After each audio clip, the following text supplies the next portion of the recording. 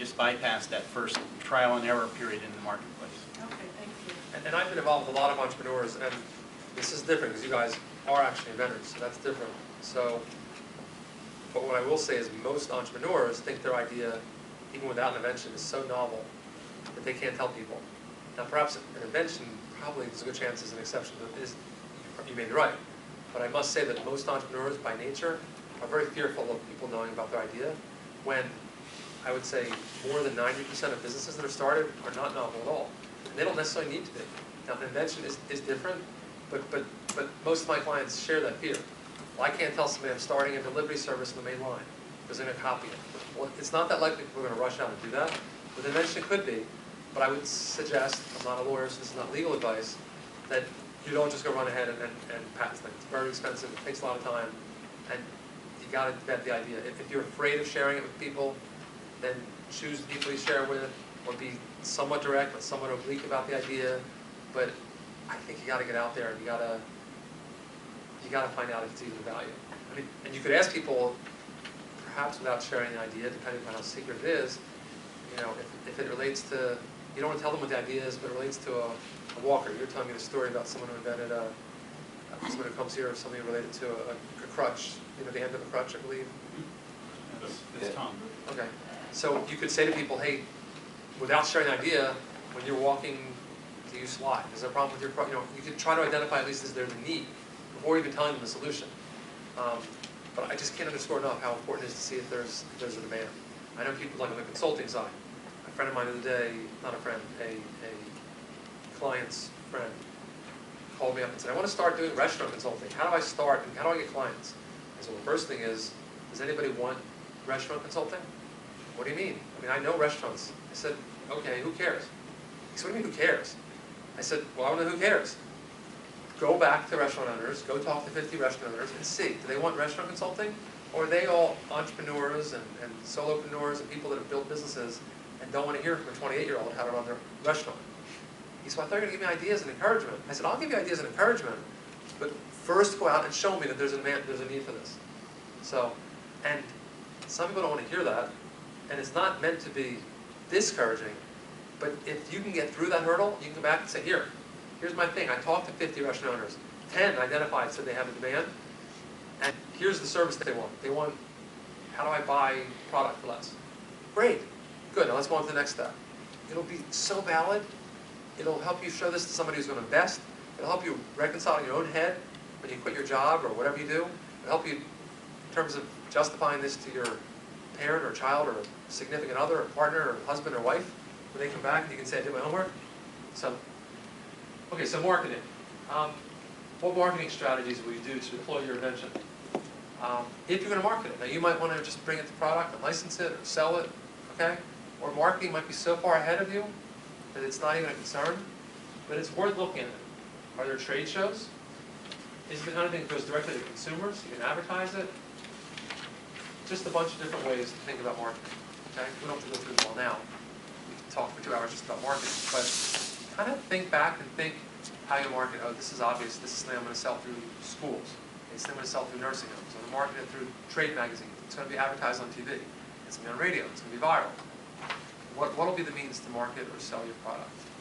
And it's relevant because if the marketing, you then take a step back and try to surmise what that might cost, and if you're only making $1 on your item and it's going to cost X dollars to advertise, how much do you have to sell so that it's a viable, profitable business?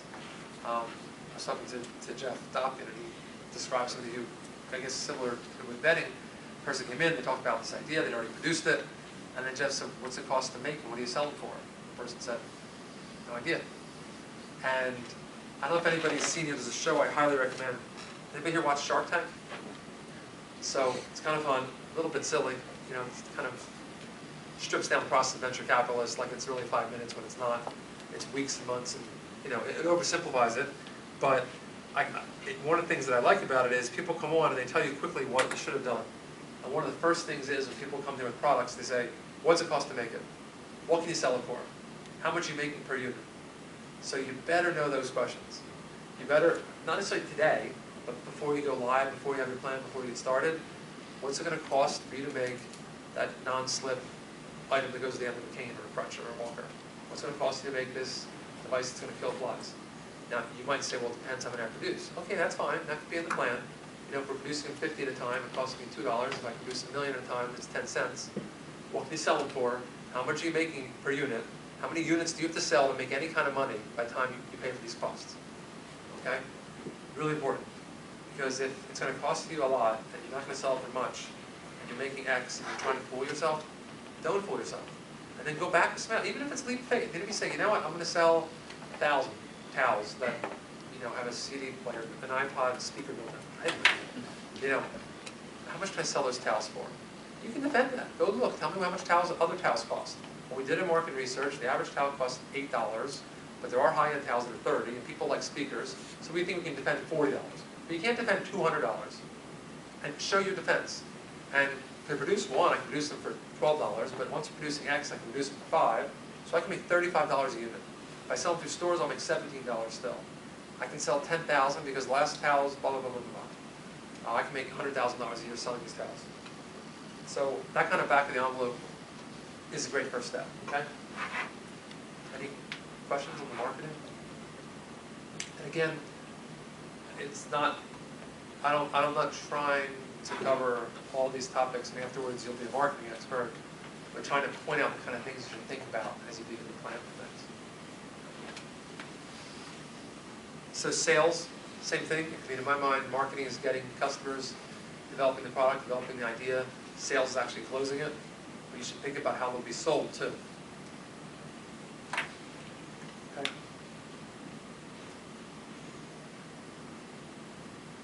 Operations and production. I'm sure a lot of you have thought about this. Were you going to be producing it? Is someone else going to produce it? Is it going to be a contract company? Are you going to license it? How many people here intend to produce the product themselves? That's about it. 1 to 10. How many people at this point think they would license it? Okay. How many people think they would contract it out?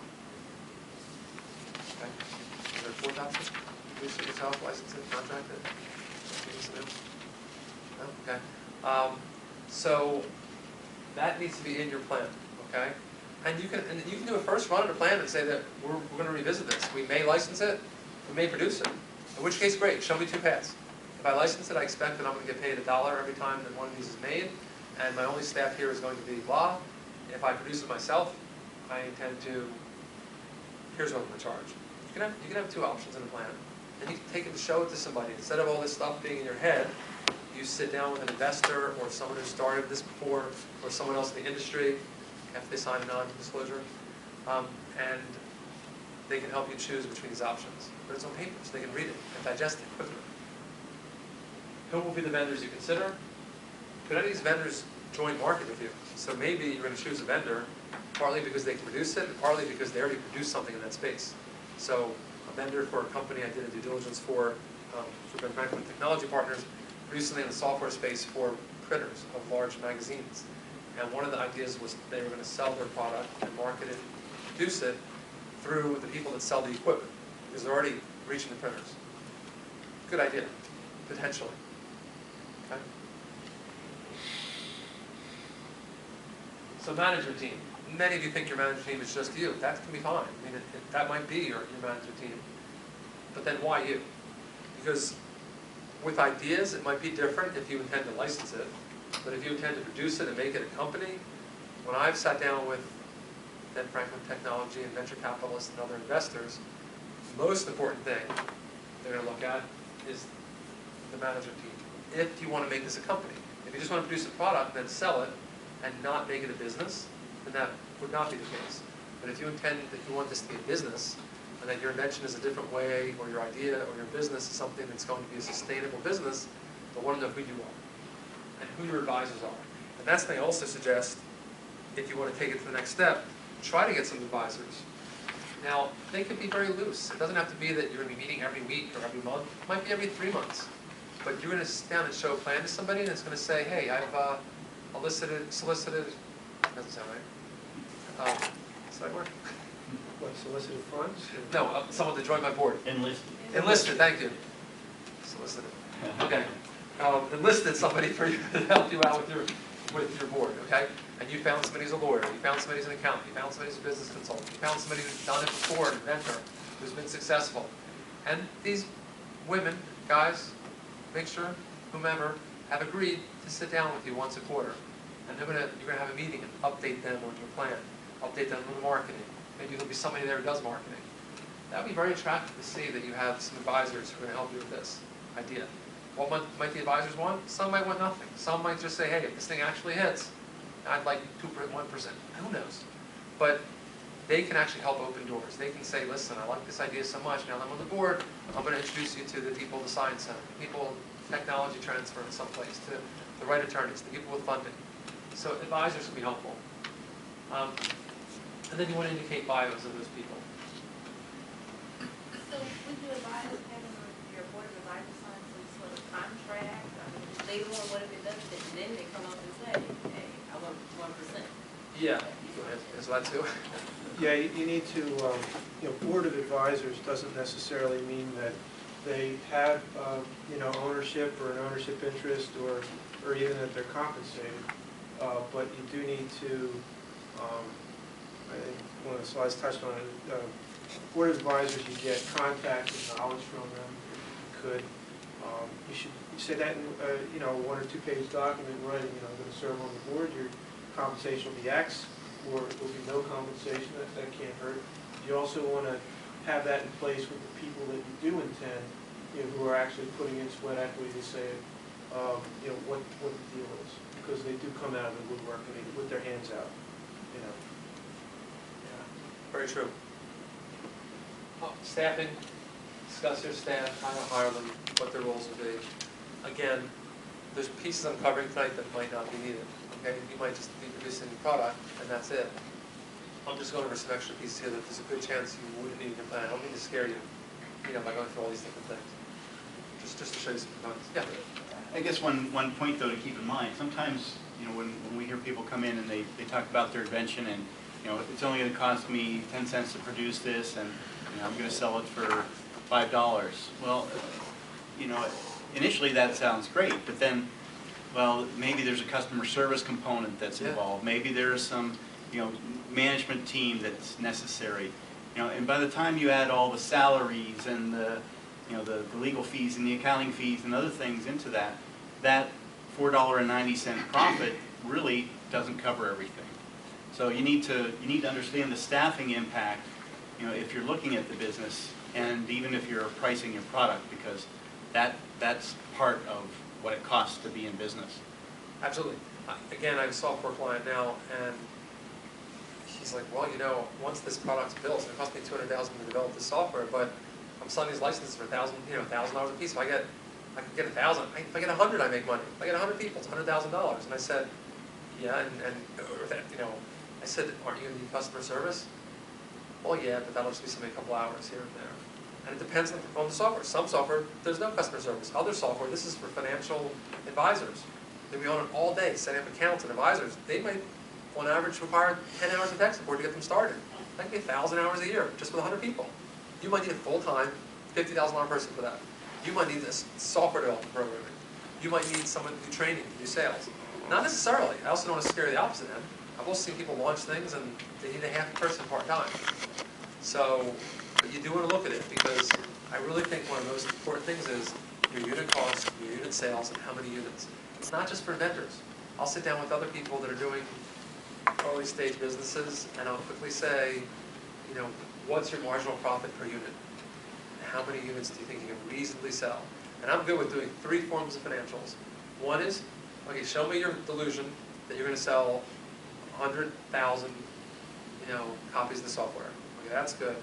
Now give me something reasonable. Okay, you're really only going to sell 1,000. And now give me a worst case scenario. You're going to sell 100. Show me what happens in each of these scenarios. Now, you don't necessarily have to build out the same staff and the same marketing at each of these levels. But let me see this. Let me see these different numbers and see where you are. And you know what? Don't fool yourself. Give yourself reasonable expectations. Give yourself the stretch too, because there's a great chance that happens. I've had multiple companies that we've dealt with that have had home runs. But also look back and think conservative, and then reasonable, and then